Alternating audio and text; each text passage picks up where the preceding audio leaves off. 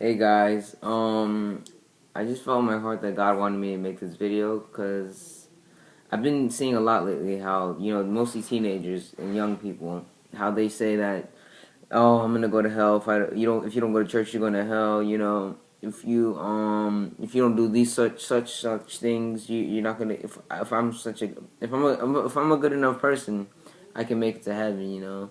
They have these ideas, I don't know where it came from. And then I used to think this way too, like, I used to, I was like, I'm tired of this. I don't want to follow faith. God will accept it. He'll just take it. He'll take it how it is. If I have enough faith, no, if I do enough good things, on this earth, He'll take me. He must take me in heaven. That was my ideas and that was my thoughts of how I used to think before I truly came to Christ. But I was reading. He put in my heart. I don't know why. He put in my heart that I was reading Hebrews 8. Verses 8 to 13. I don't read it out loud to you. For finding fault with them, he saith, Behold, the days come, saith the Lord, when I will make a new covenant with the house of Israel and the house of Judah, not according to the covenant that I made with their fathers in the day when I took them by the hand and led them to the land of Egypt. Because they continue not in my covenant, I regarded them not, saith the Lord. For this is the covenant that I will make with the house of Israel after those days, saith the Lord. I will put my laws into their minds and into their hearts, and I will be with them. I will be to them a God, and they shall be to me a people. And they shall not teach every man his neighbor and every man his brother, saying, Know the Lord, for all shall know me, from the least to the greatest. For I will be merciful to their unrighteousness, and their sins and their iniquities will I remember no more. In that he said, a new covenant he hath made, the first old, now that which decayeth and waxeth old is ready to vanquish away. Yeah, and I was thank God for showing me that. I was thinking about it, which verse is it?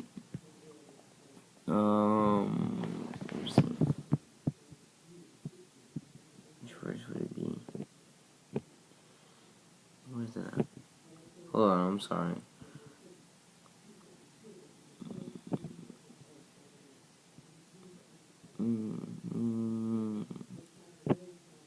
Alright, yeah, verse 10. For this covenant that I will make with them in the house of Israel after those days, saith the Lord, I will put my laws into their minds and into their hearts. Alright. But I thank God for showing me that. But he said that, I feel like he's saying, in a new covenant, how we're living nowadays, he meaning it as when he says worship him, he says worship him in spirit and truth, not in rules and regulations or rules and going around judging people.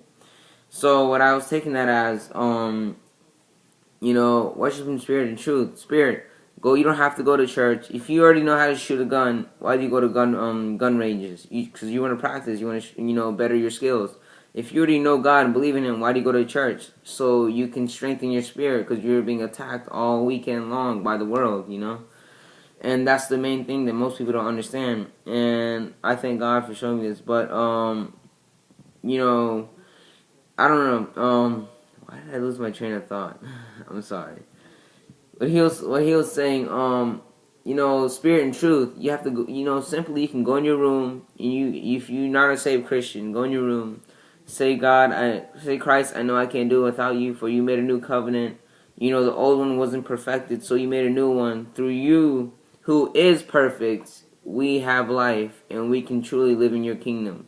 Through you, who is perfect, not through us, because us, we still sin, even though we had the old covenant. That's why it wasn't perfected. We still messed up a lot. We still didn't follow 10 Commandments. Because if that, people say, if that old covenant was still nowadays, you see how the Pope is? We have to be like him.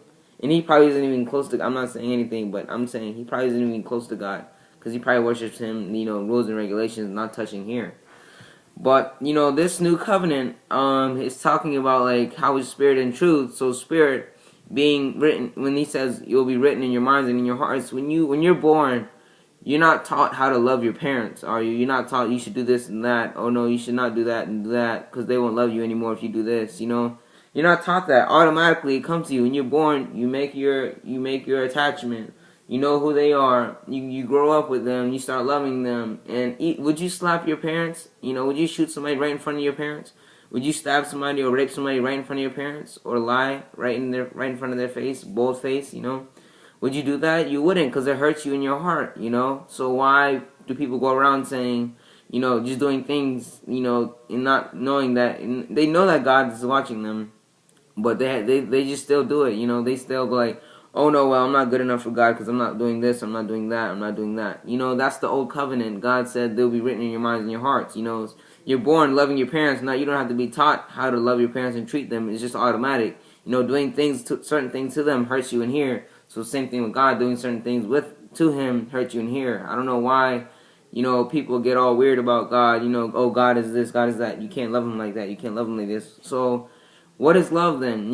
What is it called then when we are able to stay attached to our parents over like 20 years or 18 years? What is that for them to be able to take care of us to 18 years? They don't raise us out of anger. They don't raise us out of greed. They raise us out of love. And that's the same thing with God. Why do we change the script? And worship Him in rules and regulations instead of worshiping Him with love? Because He said He is love. But yeah, I was just saying that, and that is true. I'm not bragging or anything, but I thank God for bringing me close to Him. I'm only 17. That goes to show you that God can touch any age. If you're 80, if you're 5 years old, and I'm only 17, and I used to want to serve God because I try to take the easy way out. If I can't follow all this faith stuff, if I can't do all this, I'm not good enough for God. I'm just gonna do like a couple rules, and I'm pretty sure He'll accept it when I go to heaven. I'll just tell Him I did the best I can. I'm good. That used to be my train of thought. That's how I used to think. But praise God, now like He's blessed me. Now like honestly, I'm being honest. Like even when like things watching, even if it's not a bad movie, a scary movie, like in my spirit, when I even watch a movie that doesn't talk about God, it doesn't edify your soul like it says in the Bible. Don't do things that don't edify your soul. It truly hurts me. Like I'm saying this from experience. It hurts me inside my heart so bad.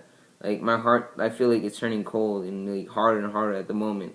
So I just stop, and it truly hurts me in my mind. Like even the thought of doing like perverse things, like having sex with a girl like before marriage, not just just because before marriage, but just, plainly having sex with a girl just to pleasure myself.